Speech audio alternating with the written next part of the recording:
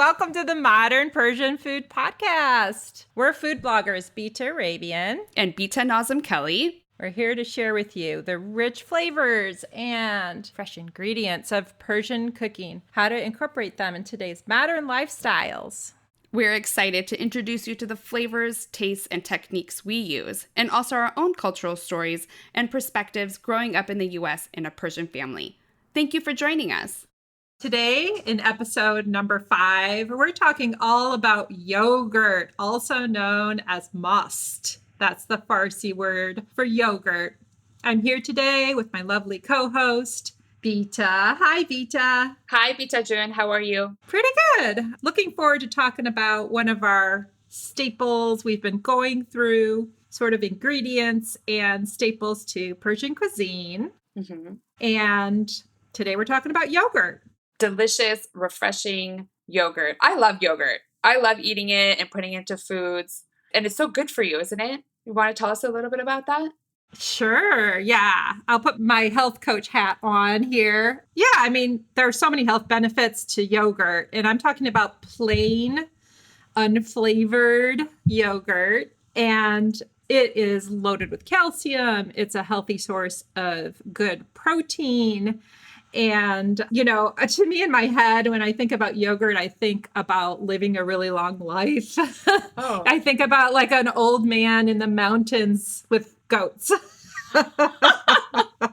Making yogurt. Eating yogurt and living to be 100. What do you think about when you think about yogurt? When I think about yogurt, I just love having like a big dollop of plain yogurt with really flavorful foods. My favorite thing to have yogurt with is Lubia Polo. And I always find any excuse to talk about Lubia Polo, which is like green bean rice. I make it with beef. You can make it with chicken. You can make it vegan. Mm-hmm. But I love it with yogurt because it just has such a nice balance to all the strong spices that are used in that dish, like the turmeric and the cinnamon. And it just really is refreshing to me to have like a little dollop of that with our food. So just having it on the side is my favorite way to have it. But I have it a bunch of different ways. That's probably the most common way with Persian food is to have it alongside a rich dish. It kind of balances and complements and sort of aids with the digestion, so to speak, to have that. It's like a cooling agent. And, you know, a lot of our rices and stews and dishes are very, I don't want to say heavy, but they're just rich in a good way. And the yogurt complements it. It kind of mixes in with it. You kind of take a little bit with each bite. But we can't talk about yogurt without talking about a yogurt drink that's really common in Iranian food. And that yogurt drink is called doogh. Yeah. Do you want to tell us what is doogh, Beata? So doogh, again, is a refreshing drink to many, but to a lot of people, it just freaks them out. It's thinned out yogurt with salt and mint, and it's carbonated. And it's like a drink that you have with chota kebab, with like kebabs and rice, typically, but you can really have it at any time. It's salty. It's a little bit sour. I don't drink it a ton. I like it like once in a while, like when I'm having chota kebab or in a restaurant, but I don't really like necessarily buy it. But you can always make it at home with like just like a little bit of yogurt and mix some water or carbonated water with it and add like salt and mint to it. Do you make it? Sometimes. We love it. Everybody in our family loves it. Yeah, it is more common in restaurants. We don't make it that often at home, come to think of it. But in restaurants, we often get a big pitcher of it. And it just complements kebabs really well. I almost can't eat kebab without it. But I love to look at someone's face. Do this next time you take an American friend to an Iranian restaurant and have them try doogh, is to look at their face after the first sip. It's sort of an acquired taste. I think because it is salty, it's unexpected. It has mint. It's a little bit carbonated, and it's definitely salty. And I actually love it. I find it refreshing. Yeah, it's definitely refreshing. And I think unexpected is a good term for people who haven't tried it before. But it's great. You can actually buy it from any Persian market too. They have the little bottles of it. Mm-hmm. And the thing is about buying it in the bottle is there's something about the composition of what's in it that the yogurt sort of settles at the bottom and then the bubbly water maybe towards the top. So you have to ever so gently turn it upside down to combine and mix it. But then when you open it very slowly over the sink because it will explode. Whoops. So have you ever made yogurt from scratch at home? I've never made it, but I've assisted a lot making it. My mom makes yogurt a lot of times at home, and I've been part of the process, although I've never attempted to make it myself. But it looks pretty easy. Do you make it? I have made it before. I don't make it as a regular routine, but I have made it a couple different ways. My uncle growing up was a stay-at-home dad, and my aunt was a nurse, and he used to be the one that would cook, and he would make big batches of yogurt. And my dad actually used to make it sometimes too. It always seemed strange to me. It seemed like it was something that was becoming rotten or something because you have to leave it. Uh-huh. The way that my uncle and my dad would make it was they would take milk and I think combine it and whatever they did to it, I think boil it at first and then put it in the oven and have it sit for hours until it turned into yogurt. I don't even know if the oven was on, but it was just in there. And I think it had a cloth on it. Yeah. But it was delicious. So the homemade yogurt that I grew up eating, made by my uncle Mirza and my dad, it was kind of runny. It wasn't the thick Greek yogurt at all. It was a runnier type of yogurt. Still very delicious, and it's economical to make it at home. Somewhere down the line, I made it years ago in like a crock pot method that was much faster and easier. But I do think that if you're a family that likes to have a lot on hand, making it at home is a good idea. Yeah. So the way that my mom would make it actually is you heat up milk, whatever kind of richness that you want. If you want like full fat milk or if you want to use low fat milk, and you bring it up to just before it boils. Because if milk actually boils, it'll like overflow the pot. So you make it very hot and then you cool it down a little bit. And I think the rule is if you put your like pinky in the milk, it feels like the same temperature as your body, kind of like you don't feel it like warm or cold. So you kind of touch it, and when it's at the right temperature, then you pour it in the bowl or whatever that you want to actually make your yogurt in. And then you mix a few tablespoons of basically like a starter yogurt, whatever yogurt you've had, or a store-bought yogurt plain, obviously. And then you just put a few tablespoons in that, and then you kind of mix that in very gently. Then you cover it and wrap it in like a blanket, or in the case that you were talking about, like with your uncle, you put it in an oven, and that's just to like keep it insulated, to keep it at the right temperature. And I think it's like 4 or 5 hours that you keep it like that. Then when you unwrap it, the yogurt has been made. Bita, Joon, you know how to make yogurt. You were an active participant. I was right there. I've never actually done it myself, but I know those steps. What you're talking about, and thank you for walking through the steps. Yeah. Really important is that you got to keep a little bit of your yogurt is almost like a starter, like you said, the active yeast. Yes. You have to have just like a spoon of that active yeast in there to mix into the milk to grow your yogurt.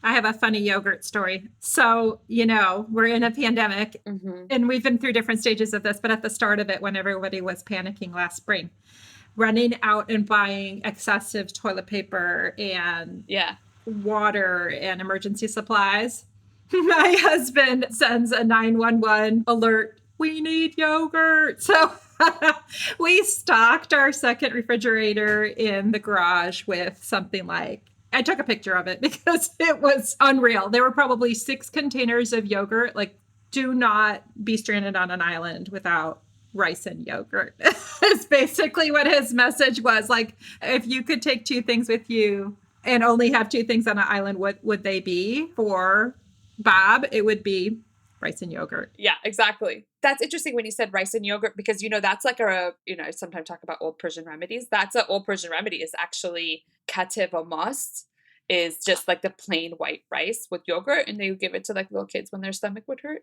Yeah. I take it that your husband doesn't have a lot of stomach issues, maybe because he has so much rice and yogurt. Well, he has really simple tastes. Like, he would be perfectly happy with chicken, rice, yogurt for the rest of his life. Cute. How do you store yogurt? Yogurt seems to last a really long time.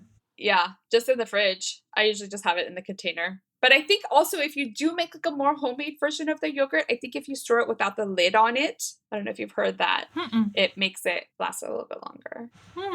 One of my favorite ways that I like to use yogurt, Please share. like Maast-o-Khiar, which is yogurt and cucumber, Mm-hmm. which is like a great side. So a dollop of yogurt that I was talking about earlier to have with your rice dishes or whatever. Instead of just plain yogurt, you can add cucumber to it from Maast-o-Khiar, which is super delicious. I love doing that, either chopping it up really finely. It doesn't even have to be super fine. Or grating the cucumber, mixing it with yogurt, and I'll add dried mint to it, or sometimes I'll add dried dill to it, depending on what I'm cooking. Yeah, there's many cultures Mhm. that have a similar yogurt dish. Yeah, that's right. There's tzatziki in Greek cuisine. Uh-huh. But as you said, I think ours usually has mint. At least I make it with dried mint. And I also will sometimes garnish with rose petals, Oh, yes. dried rose petals. My mom makes a fancy version that the kids have come to love. She puts dried cranberries and walnuts. Oh, I was going to say it was some sort of nuts. Yes, that sounds delicious. She likes the sweet versions. Yeah, or currants sometimes with it. I guess raisins and nuts. That sounds delicious. No matter how much Maast-o-Khiar I make Uh-huh. as an accompaniment to any meal, Yeah. a small bowl or big bowl, it's finished. Everybody eats it right up. It's really delicious. And you know what else is really delicious? With either Maast-o-Khiar as a dip or just the regular yogurt is using as a dip for Doritos. Oh, no. Okay. Yeah. No, never. But, it's funny. I have a little appetizer ebook. Uh-huh. A friend of mine made the Maast-o-Khiar and she sent me a picture, but she didn't really know how to eat it. She said, I love this. I don't know how to eat it. So I think in Western cultures, Yeah. people like that kind of thing as a dip, like you said. But I said, you eat it in a bowl. So she started eating it in a bowl. I'm like, you just eat it. Yeah. Any way you want. And yeah, sometimes I'll do it with crackers or whatever, but like chips are actually really delicious. And we love our dips. But this is actually in Persian cuisine in traditional ways. You just eat it even as an appetizer, either along as a side dish, or you can eat it totally plain. Don't forget Maast-o-Khiar. Yeah. Tell us about Maast-o-Khiar. Masir, I believe, means shallots. Or isn't it elephant garlic or is it dried shallot? I don't know. It tastes garlicky to me, so you're probably right. It's so delicious. The one that I usually have is in the restaurants. Yeah, I usually eat it at the restaurant too. This one doesn't really have herbs in it. It's a more plain, and it sort of does taste like a dip to me. Right. Yeah, it's all white. It's pretty fatty usually. It's delicious. Hey, I have a Beats Cheats. Oh yeah, tell me. Have you ever made a soup or stew and accidentally made it too salty? Yeah, I have many a times actually. Yeah, so yogurt is a great thing to add if it makes sense to that dish to lessen the salt of it. Oh, really? So give me an example. Like what would be a dish that would be appropriate for? If you don't mind having some yogurt in your osh, Oh, yes. again, osh is the Persian soup with noodles and beans and vegetables, really, really nutritious. Yeah. So if you somehow have over salted your osh, you can add some yogurt right straight into it. Yeah. That will bring the salty flavor down. Yeah, and I love yogurt with ash. Mm-hmm. That's like definitely one of the things that I love to always add to it. So that's a good tip. Have you heard of that soup Maast-o-Khiar? No, what is that? So that's like a cold soup that is served like in the summertime. And I think it's a northern Persian dish. So you said dul earlier as like the runny yogurt drink. But this is like a soup and it has cucumbers in it and it has different herbs in it. And I think they put the rose petals in there too. And they put ice cubes in it. And they serve it in the afternoon on a hot summer day. Wow, it reminds me of gazpacho, only because that's a cold vegetable soup. Oh, Yeah, totally. Persian gazpacho. Yeah, essentially. Do you put yogurt in your smoothies? Sometimes I will say that I sometimes put it in my breakfast or have it as a snack mixed with fruit and nuts. It's a nutritious snack. As I mentioned, yogurt has protein and calcium and probiotics, so it's a healthy snack. Yeah, how about you? Do you put it in your smoothies? I do. I mean, like I use my smoothies as like my way to get all my vitamins in. So I'll throw a big dollop of yogurt in my smoothie with a bunch of berries. If I have spinach on hand, I'll throw that in. And the main thing I put in my smoothie is actually ginger. Ooh. So I try to just get all those nutrients in one drink that I can pound in the morning so that I feel like I've gotten my nutrients for the day ready to go. And I definitely like to put yogurt in it because of all of those probiotic qualities and the health benefits that you were talking about. It makes me just feel a little healthier. And it also makes the smoothie creamier and thicker. Exactly. And sometimes I'll freeze the smoothies That's like one thing that I've been trying to do because my toddler is pretty difficult to feed. I'll actually freeze smoothies, obviously not with the ginger because that's a little too strong of a flavor, but I'll freeze the smoothies in little popsicle molds and I call them breakfast popsicles. And on a good day, he'll eat one. So then I feel like he's getting a bunch of nutrition. That's a good idea. I've done that before. I used to have an ice cube mold made out of the flexible plastic. The silicone. Yeah, I had the cute heart shapes. I think I had star shapes. And I used to do the same thing. Take yogurt, nothing else, plain yogurt, because remember, the flavored yogurts, often if they have more than 10 grams of sugar per serving, it might as well be ice cream. It's not really good for you, the flavored yogurts, but take plain yogurt, add your own. I would mush up strawberries, add it to the yogurt, and then put them in the molds and freeze them, like you said. And they make adorable treats. Yeah, that's a great idea too. Another thing you can do, a health coach tip, is you can take grapes and dip them in vanilla yogurt, for example, and freeze them. That's a fun treat. And lastly, you could take a banana and dip it and freeze it. And you can sprinkle things on the banana because, have a little fun. You can put some sprinkles on it. So those are both really healthy ways to incorporate fruit and make it feel like a fun frozen treat. Yeah. So does the yogurt on like the banana, for example, does it kind of harden a little bit? You can put it on parchment, a little tray or something that you can fit in the freezer with a parchment paper on it. And it will run down a little bit. It won't be perfectly coated. Right. But just experiment with it. Oh, that's a great idea. I'm definitely going to try that. Yeah. It works better with a bit of a thicker yogurt, but give it a try. Okay, awesome. I will try that. I think we're approaching the segment in our podcast where we talk about a question that someone in our audience has sent to us. Ask the Beats. Our question today is from Gina in San Francisco. And the question is, how do I use quince? And for everyone who doesn't know, quince is a fruit that is kind of like a mix between an apple and a pear. The season for quince is like in the fall time. And actually, we should talk about it in our fall episode. We'll talk more about quince because I love quince. But quince, I think your husband, you had mentioned one time, likes quince. Does he eat it raw or does it always have it cooked? We enjoy it as a jam. Yeah. Cooked. Yeah. It's a delicious jam and I love it with cardamom, and we can buy it from the Middle Eastern markets already made. And I know that Bob's grandmother used to make a really good one and my grandma used to make one too. Yeah. Can you tell us how you would deal with quince in making jam? It's actually very simple. It's like 3 ingredients. It's sugar, quince, and if you wanted to add cardamom to it, or if you wanted to add a little bit of rose water to it, and water, you peel and slice your quince. And the quince actually has these black seeds, and you can separate out the seeds or you can leave the seeds in there. And the seeds themselves actually become a little gelatinous. So this is like an old Persian thing too, is if you take the quince seeds and dry them, and in the wintertime, if you have a cough or a sore throat, you can actually suck on the quince seeds, beh tune, and that is like a lozenge for your throat. So the quince itself is actually a very unique fruit. So you kind of bring it up to a boil and then you simmer it for like a few hours. But the quince, if you put a damkoni on it. Damkoni, again, is the cloth. Yeah, is a cloth that you put in between the lid of the pot and the pot itself. And you put the damkoni in on there and you let it simmer like that for a little bit too. The quince transforms from this light pale yellow color to this rich, beautiful burgundy wine color and totally transforms. And you don't need to add any additional like gelatin or anything like that to it because the fruit itself, once it simmers for long, it actually thickens. So you don't need to like add anything to actually make it into a jam. It just does it by itself. Right. It has pectin.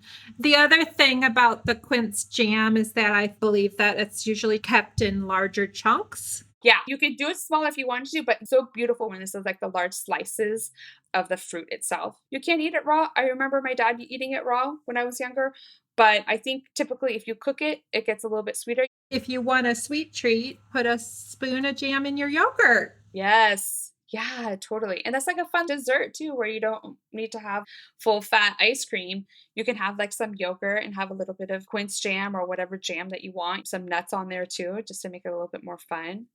Delicious. Well, thank you so much for your questions. As per usual, please email any questions that you have around Persian food and cuisine, and we'll do our best to include it in our next episode. Absolutely.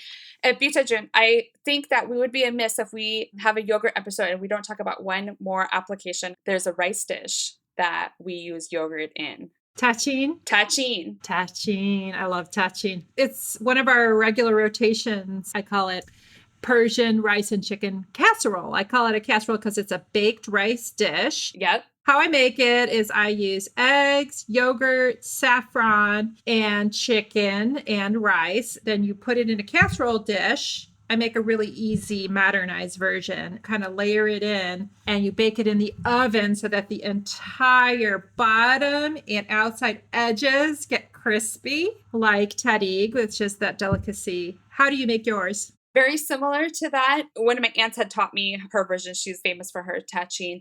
We use parboiled rice and mix it with yogurt and eggs and saffron and usually some sort of cooked chicken. And then cook it the same way that you had mentioned. You put it in the oven and then we invert it onto a platter after it's done cooking and the tahdig has gotten crunchy.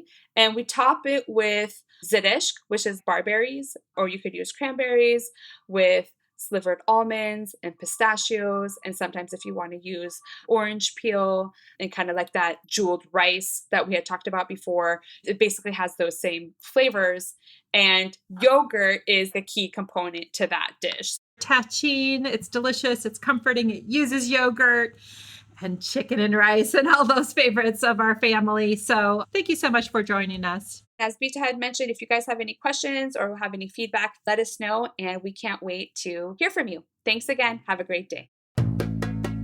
So you've been listening to Modern Persian Food with Beata and Bita. Thanks for spending time with us. If you enjoyed what you heard today, consider telling your friends or giving us a good rating on iTunes. You can subscribe to our show for free on your favorite podcasting app or find us online at modernpersianfood.com for recipes and info that we talked about today. Thanks so much. We'd love to hear your thoughts, and see you next time.